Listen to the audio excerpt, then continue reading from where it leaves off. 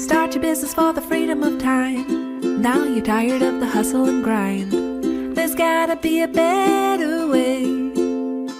It's time to listen to Chill and Prosper. Welcome to Chill and Prosper.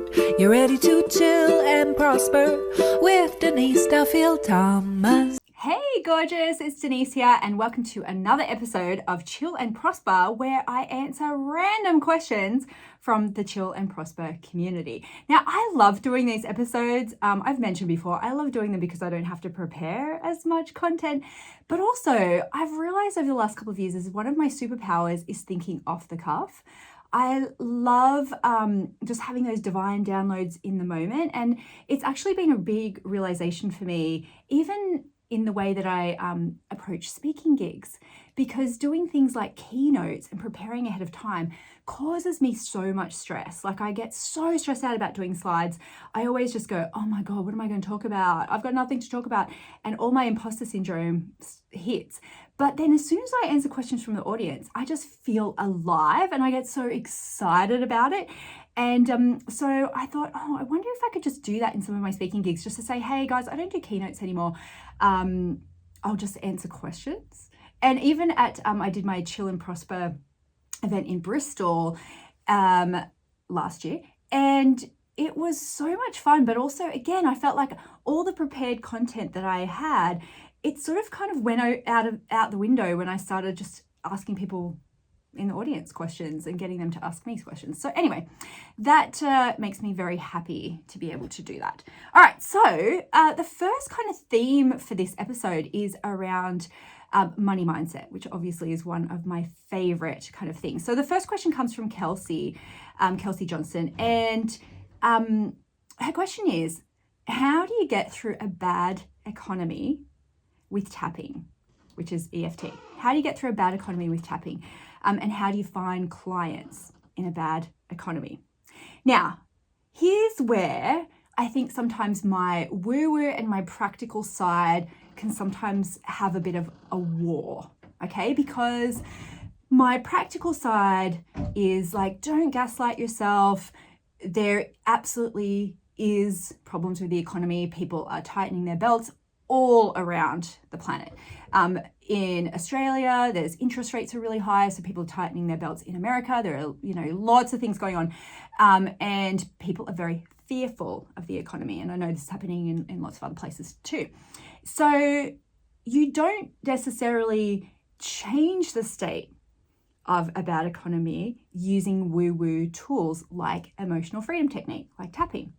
What we use those tools for is to comfort our nervous system, to try and get into a place of equilibrium, to fight off some of the effects of fight or flight or panic that is going on, and to give ourselves some space to come up with solutions. Okay, so I love all personal development tools. I love tapping. I teach it a lot in my money bootcamp, but anything can really work for that. So whenever I'm feeling panicked about the state of the economy or something that's happening, I really want to check in and see what stories I'm telling myself about it. Okay, so that's one thing that we can do, because we can't control what's happening outside. We can only control how we feel and the things that are going on for us, right? So it might be that you tap on something like, even though I feel stressed about the economy, even though I feel panicked about the economy, and we do that just so we can go, okay, a Tyrannosaurus Rex is not chasing me. I'm not going to die in this moment. How can I calm down? For some people, that's going out and touching grass, getting out in nature, going out for a swim, whatever it is. So you can say, I'm okay. I'm safe in this moment. I'm safe in this moment. And then it gives you the bandwidth to go, okay, now what am I going to do about that? So how do you find clients in a bad economy? That's the second part of the question, I guess, is that when you have a little bit more bandwidth, or you're feeling a little bit calmer, then you can come up with some solutions. So from a practical sense, there are always businesses that do well in any economy, always. And so there are always people who need services, they need help, they need, all sorts of help, right? And so we sometimes have to pivot. I know people hate that word, but sometimes we do have to think out of the box a little bit and go, okay, well, who is doing well in this economy and what help do they need? So, for example, someone I know, Jordana Jaffe, her pivot at the moment is helping people look for visas overseas to leave the US, right? And so her VA agency, her virtual assistant agency, has offered that new thing, something that people really need and want in this economy. And I think too, sometimes when we're panicked, all our scarcity feelings come up. There's no clients, there's zero, people are spending zero money. And what really helps sometimes for me is to go, okay, what are my numbers? How much money do I need? How many clients does that break down to? How many clients a month, a week would that break down to? Because, you know, when someone sort of has a really vague goal and they go, I just want more money. And more money doesn't mean anything from a practical point of view or a law of attraction point of view. More money means, you know, yesterday I found 5 cents and I was like, oh, more money. We want to get specific about that. And also, I think the other practical thing, which I'll talk about a lot this year, is when we are realistic about what's happening and also utilizing all of our, you know, optimism tools and all this kind of stuff, we sometimes have to look at what we're spending money on, what do we really need, and to get very clear on what is going to help me to feel safe. You know, what kind of level of income do I need to feel safe? Do I have to watch my spending at the moment? And I had this realization at the start of the year. I went to Kmart's like Target, for those of you who don't know. Yes, we still have Kmart in Australia. And I was just kind of wandering the aisles in the organization aisle. And I was kind of picking up these organization things thinking like, is this going to make me feel better? Is this going to make me feel better about the state of the world? And I noticed all these other women doing the same thing. We were all looking at all these organization solutions going, is this going to make me feel better? Is this going to fix everything? Because there's so many things going on in the world at the moment that we feel like we have zero control over. We have zero control over things that the Trump administration is doing that's going to impact the whole planet. We have often very zero control over what our local politicians are doing, except for when we get to vote for them every 2, 4, whatever years. And it feels like every day there's these fresh new horrors that we have to all deal with. And so some of us are looking for certainty in various parts of our life. And I heard Monica Padman talk about this on the Dax Shepard podcast. I know I feel like I'm going off in lots of tangents, but trust me, it makes sense. And she said that some of us are coping with the uncertainty of the world by compulsively shopping or engaging in behaviors that aren't necessarily helpful, because you might feel out of control about lots of different things, but you know that if you order something on, you know, Amazon or something, you know it's going to turn up. And so it gives us that little feeling of control and dopamine that, you know what, I can't control all these other things, but maybe I'll just feel a little bit better if I buy this thing.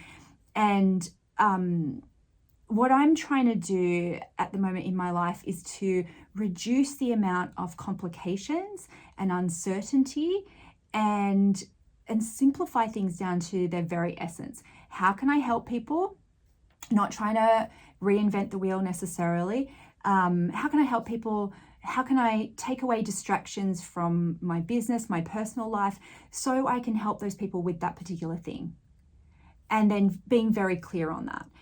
Because there are so many uncertainties around technology and how it's going to impact our businesses and lives. So, you know, I know that sounds like it's a really roundabout way of answering that question, Kelsey, but how do you find clients in a bad economy? Is the same way we find clients in any economy, right? Is to share what we know and how we can help people and to make offers. And so now is not the time to be vague about how we can help people or to be shy about how we can help them, to get very clear on what is in our control and what is outside of our control, and to double down on that and do everything we can to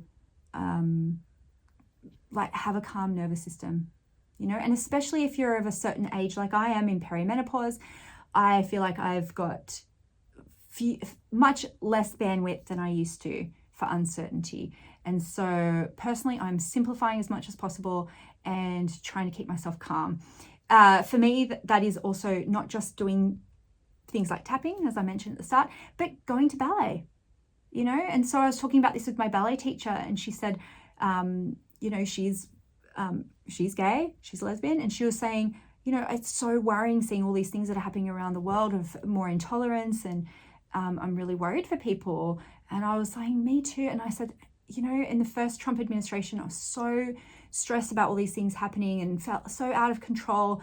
And I like had a full-on mental breakdown, right? And I said, and I'm so grateful that I have ballet now. And thank you for having this amazing adult ballet studio so I can come and not think about that for a couple of hours. And she was like, yes, that is my mission. I'm, you know, just going to double down on that, on having this safe place for people to come and do something for themselves and calm themselves down. And I always leave feeling really good. And for that hour, I'm not thinking about, oh my God, how am I going to solve all the problems of the world? And so if you're on the other side of that and you have a business that can help people solve a problem in their life, well, double down on that. Yeah, double down on that.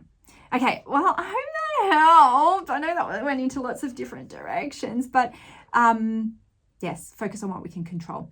Okay, I'm going to take a quick break, and I've got another juicy question for when we get back. I'll see you in a sec. It's your time, and you're ready for the next step. It's your time, and you're ready for the next step. It's your time, and you're totally ready for the next step. So many times we are waiting for the perfect moment, for all of the green lights, or for someone else to tap us on the shoulder and say, you're ready. But it has to come from inside you, and you can declare yourself ready now. Put your hand on your heart and try it with me. It's my time, and I'm ready for the next step. If you know deep in your heart, even if you're scared, that you're ready to let go of some of your money fears and finally profit from your skills and talents, it's time to get to work. Your next step is to come and join us in Money Bootcamp. You can work with me as your money mindset mentor and join our beautiful community so you can really give yourself permission to make money and change the world. Click below to find out more, but don't wait any longer. Come and join us today. We're ready for you, and it's your time, and you're ready for the next step. Hi, and welcome back. So this next question comes from Marie Eve, and she's a coach. She says, and great question, how to be an abundance coach and charge well or enough when you are not where you want to be yet financially, maybe sharing about your confidence and abundance tips at the beginning of your journey. Thank you so much. Well, thank you for that question, Marie Eve, because it is a question I think that I get a lot in lots of different ways. And it is this thing about like, how can I be a coach when I'm not perfect is really much what it comes down to. I'm not perfect. I've got flaws. And how can I help people when I haven't got it all figured out myself? And there are a couple of ways to do this. First of all, what I think is really important, and I don't think you're doing this or anyone who's listening anyway, is you don't have to pretend to be anything that you're not, because this is where people get into trouble. If they're faking a lifestyle or faking a level of success that they don't personally have, I think you can only fake that for so long before it falls down, or you just have this underlying imposter syndrome all of the time. Okay, that's the first thing. Of course, you're not doing that anyway. The other important crux of this, I think, is I always think of Olympic athletes. Their coaches are not necessarily elite athletes themselves. They're not necessarily Olympic athletes themselves. Some of them are, but you'll also see that some people who are elite athletes, they want to go into coaching after their career is finished, and they're not necessarily good at it, right? And that is because those things are separate skill sets. And being a coach is very different from being an athlete or being in the arena, right? There's often overlap for sure. So it is a different skill set. The other thing too is that if we were only allowed to coach and support people who were more successful than us, where does that lead to, right? It's not like a pyramid of income or a pyramid of expertise, because we all have different skill sets. Now, I have monthly kinesiology with people. I go for woo-woo support like Reiki and stuff like that. I sometimes have therapy, and I've never once asked them how much money they make, because it's not important for me to get support in that way and to look at someone's income. Someone can be amazing at supporting a particular thing. They might be a mess in their personal life. They might be a mess in their financial life, right? It does not matter to me if they can offer and support me in one particular area of life. Now, that being said, how do you coach someone on abundance, but you're not necessarily abundant yourself? And this is where it's important to stick with what you know. So you asked about the start of my journey and how I started teaching people about abundance. So I was very clear on teach what you know. Okay, so I would be like, hey, I've been doing dream boards and this is how it's helped me. Can I show you how I do my dream boards? Not from a place of I'm the only person who knows this. I am the gatekeeper. This is the only way to do it. I would, hey, this is a tip that I've learned and this is how it's helped me. And this can help you too. And I think what helped me very much at the start too is I gave myself permission to be a contributor, not a guru. Okay, I've spoken about this in my book many, many times. This was a real game changer for me. A contributor, not a guru. A guru knows all. A guru is perfect. A guru stands up on a pedestal and everyone looks at them. I have always been very open about, hey, these are mistakes that I've made and here are mistakes that I'm still making. And I talk about this every single month in Money Bootcamp. I say, if you've just joined today or if someone who's been here for 12, 13 years, we are all the same because we're all learning and growing all of the time. And I make mistakes all the time. And what we bring to this together is a curiosity. And what I'm bringing is a container, a safe space for us to talk about these things. Not from me being the expert and the perfect person, but me going, hey, let's have some curiosity about this. Oh, and have you thought about this? And have you thought about that? And I think giving myself permission to go, I don't have to be the perfect person around this. I don't have to become a financial advisor to be able to talk about money. I'm allowed to contribute to this conversation. That can really help. And so think about how you can support people at all levels with that. Okay. And sometimes that is permission for people. Sometimes it's holding space. I think as the more successful you get, sometimes it is hard to find people who will hold space for you without all of their money stuff coming into place. So if you can try and work on becoming someone who tries to be neutral around money, is actively working on your own stuff, then you can hold space for people without making it mean anything about you. And I've felt the difference. I know it's really subtle, but I felt the difference when someone hasn't worked on their money stuff. I feel very unsafe. And an example could be someone who's very fearful about sending me an invoice and all this stuff's going on in their head. And I'm just like, can you just, don't be weird. Can you just send the invoice? Can you just hold space for me? Or someone who has a lack of boundaries can make me feel very unsafe, because then I'm like, oh, I have to check the time because they're not checking the time because they don't have boundaries around time. So I have to be the grown up here. Makes me feel unsafe. So hope that helps. So you don't have to always be more successful than your clients.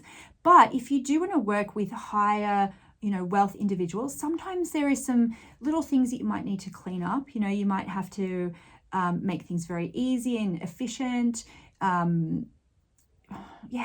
Because sometimes people have more money than time, but you don't have to be anything that you're not. Okay, hope that helps. I love that question. Okay, a question from Carrie Setford, who is a therapist. How can I stop people being so embarrassed when I talk about money? Oh, I love this one. How can I stop people being so embarrassed when I talk about money?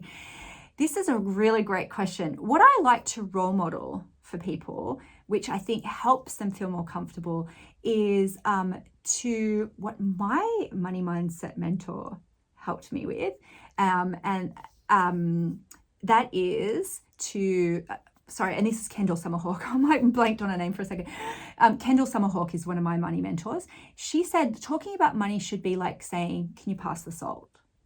Like just easy and breezy, right? You'd never be sitting there going, well, maybe if you're an overthinker, oh my God, they're going to think I'm so horrible and terrible for passing salt. I should have brought my own salt. Oh my God, why haven't I made my own salt?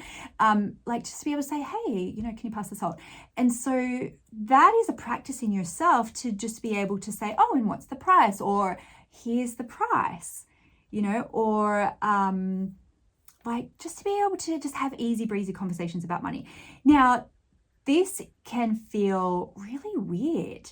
So sometimes we have to unpack in our own childhoods what we were taught about talking about money. So if you were taught from a young age, oh my God, it's so inappropriate to talk about money, you should never talk about money, it's so rude, then of course you're going to feel weird about it. Of course you're going to second guess talking about it, or you're going to say it in a hushed voice. And so the more we can just confidently talk about it. The other thing too is being very mindful about how we talk about other people's money, other people's prices, and to be like, hey, good for them, instead of always sort of going, oh, what a bitch. Oh, I can't believe what they're charging. Or can you believe what they're charging? Who do they think they are? That sort of stuff can be really subtle. And so you can't really change other people. So you can role model it yourself and create safe spaces for you to talk about that. Now, this can be in lots of different interactions. Okay, so a great example of this is my nanny. So, she comes and works, she does random hours for us. And I said to her, oh, hey, do you mind just at the end of, when you go home, can you just send me a text and say, this is how much, this is how much it was for today. And I said, because I've got dyscalculia, so I find it really hard sometimes to, add up things. Even when using a calculator, I'll, I second guess myself. I don't always know when you arrive and leave, it's just easier for me to do it. Plus, if you text me, then it's an open loop like my to-do list, and I can go, oh, okay, I'll go pay it, and then I'll respond to that text with the confirmation, and then it's done, right? And she was like, oh, I feel really bad. And I said, babe, I've just said to you, like, how much this creates ease for me, because otherwise I feel really bad if I don't know how much it is, or, I feel like I'm going to get it wrong. I'm sitting there having anxiety about it, that I'm screwing you over. And I just say, it's just so much easier for me. When you send that text, I'm not sitting there going, oh my God, what an entitled bitch. I can't believe she's asking for her money. I'm going, oh, thanks for the reminder. And actually this happened like yesterday, and she'd sent it like 2-3 days after she worked. And I went, oh, thank God, because it had completely slipped my mind. Completely. And I was like, oh, thank God she sent that to me. Oh, now I'm going to pay it. And I paid it straight away. And so I want you to think about that too, is any interaction that you can have with someone to say, hey, it's no problem. It's okay for you to ask. It's okay for you to say no, or it's okay for you just to send it. Then you can be a role model, and we can be part of the solution of making it easy and breezy to talk about money. Okay. And, and you can even call it out if you want to. If someone's going, oh, I'm so embarrassed, you can go, no, don't say that. And it's in little subtle ways, like, I love that my mum did this. I love it because I feel like I've been role modeling this for a long time. My little sister applied for a new job, and she was nervous about it. She really wanted it. And mum said, oh, when they call you for a second interview. And I was like, oh my God, that's so good. Not if you get the job. Mum was like, when you get the second interview and when you get the job. And I realized I've been role modeling that for years to her. And also my daughters now say that too. They don't say if, they go, no, Mum, when? And I go, oh my God, these little language things are so powerful. And so we can role model them for others, and we can gently call people out and say, hey, no, you don't have to be embarrassed. That's totally okay. And I think especially for younger people is really important, especially for women, because I think women, can be embarrassed about that. And and just role model it ourselves. Okay. I hope that helps, Carrie. That's a really, really great question. Okay. I think we've got, time for one quick one. This is a good one from Steph Cole Lewis, who's a creative business coach. She says, what do you count as a millionaire? Cash and bank, net worth, revenue for 1 year. Now, I love this question because I feel like it doesn't really matter. I know this might sound hard, especially if you've got an accumulator type personality and you really like certainty, because I feel like as long as you're honest about it, all of those milestones are worthy of celebration. Okay, so my first time that I made $1 million in a year, and I'm talking about revenue, not profit for that, I was so like, that is worthy of celebration, but also all of the milestones are worthy of celebration, right? The first time I made over $5,000 in a month, I remember my coach at the time, Kendall Summerhawk, I went to her event and she literally got people to stand up and say, who broke through $1,000 this month? Who broke through 5,000? And each one had like a little award, and I got like a little award for it, like a little trophy. And all of those should be celebrated as you go through, because honestly, making your first like passive income from your first ever product is just as hard emotionally and personal development-y as making your first million. Okay, so when I made that first million revenue for a year, I was like, oh my God, I've done it. I've, $1 million business. What was my profit? I don't actually even remember. Like obviously I didn't spend all of that money, but it wasn't as important to me because it was a mental thing to break through that income level. It was also a mental thing for me to break through the six-figure, thing. That was a mental block as well. So there are obviously, if you talk to an accountant, if you talk to a financial advisor, there are rules around those things. But you can have your own milestones and your own celebrations about all of those things. I have been at that multi-million-dollar level for a couple of years now. And I think at the start, I did really like, oh, I'm a multi-millionaire, I'm a millionaire. Felt really good. Now, like, it's not as exciting to me anymore, and I've got different goals, but it's totally okay for you to get excited about all of those as separate goals if you want to. A net worth goal, a revenue goal, a cash in bank goal, like a profit goal. All of those things are worthy. So I know that's probably not, sometimes people want that black and white answer, and there isn't one, but obviously, don't lie, but I'm like, oh, I'm a millionaire. I always have caveats on that too when I talk about like launch money and stuff like that. Like, this was cash in and this was cash to come, all of those things. But I think the point I'm trying to make is all of those things are worthy to celebrate. And actually, I think the earlier ones are almost more important because you realize how hard it can be to break through those early ones. Okay, thanks, Steph. Okay, so let's have another quick break and then I'll be back for one more final thought after the break. See you in a sec. The Lucky Bee community has by far exceeded my expectations. I am overjoyed to be in a space where it's acceptable to have high standards and to love things being done well. That was a big win. Since joining boot camp, I have spent 3.5 months with my mom and stepdad, helping them on their organic and biodynamic vineyard in Greece. I got engaged. I'm currently planning my first class wedding with my now fiance.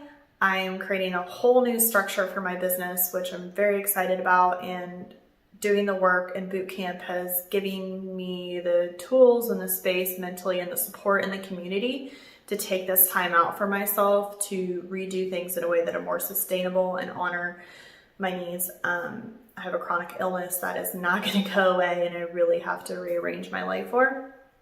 I've organized and edited so many areas of my house, and continuously every day I have this mindset of, as I move through the day, every single part of it, I'm like, what can I up level? What's working? What's not working? And I just love having this space where everything I do, I can make a post and I'm celebrated for it. And it feels really, really good. I think we all need spaces where we can be celebrated and where there's free from drama and negativity and being sold to and told what to do, and where you're just supported to do what's right for you and celebrated for it. And that's what I found in the Money Bootcamp course and community. Okay, welcome back. Well, thanks again for listening to these Ask Me Anything episodes. If you do ever want to send in a question, all you need to do, you can email my team, info@denisedt.com, and put your details, put if you want to be tagged or not when we post this on social media. Ask any question, and I'm an open book. I'm happy to answer any questions. My answers sometimes, though, are not always what people want, because I think sometimes we want certainty, and my final thought for you is it always depends. And I used to do this a lot when I hosted in-person retreats. I'd say to people, ask me any question you want. And they'd ask and I would go, it's your choice. And I got this from my daughter, Willow. She called it Willow's Wisdom, because I bought her one of those magic 8 balls. And she loved it, but she loved that one of it's your choice. And it's very profound when you start to hear it, because I've had people ask me, ask me like 10 questions in a row, and I'll always say, it's your choice. And after like the 4th or 5th time, you see people start to tear up because they really get the truth of that. They go, it is my choice. Oh my God, I can choose.